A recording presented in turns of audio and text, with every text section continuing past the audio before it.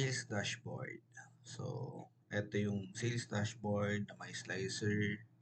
Ito yung slicer sa taas, category, month, tapos province. Kukunan siya ng salesman code. Tapos itong 2024 versus 2025, ito yung sales. Ito na sa taas, ano yan, growth yan. Tapos ito yung per category, per SKUs, per top 20 accounts, top 20 areas. Pag nag-click ka dito, for example, click natin dito. Ito. Yan yung sales ng Albay. Top 20 Albays, top 20 accounts ng Albay, um, top top SKUs ng Albay, and then ito yung sales per month and graph. Tapos ito sa taas yung growth, 39%. So ito yung pie chart, gulaman, 74%, spaghetti, 16%, and so on and so forth. Dito naman tayo sa Catanduanes, ayan, top 20 areas, top 20 accounts per SKU, and then ito yung sales. Then ito, yung growth niya, 25%.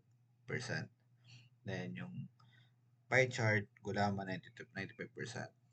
Sorsogon, ayan yung sales ng per month, bar graph, and then pie chart, 78% ng gulaman, tapos vermicelli, 16% per SKU, top 20 accounts, and top 20 areas.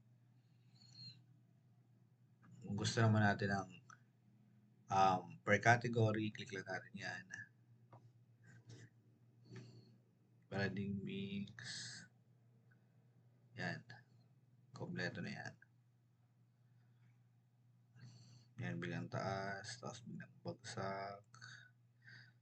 Taas, baba, pataas. Powder. Ito, bago lang to. Sinigang. Yan. Top 20, top areas. Spaghetti. Vermicelli. Diyan. Pwede din. For example, sa Osogon. Yan. Or Albay.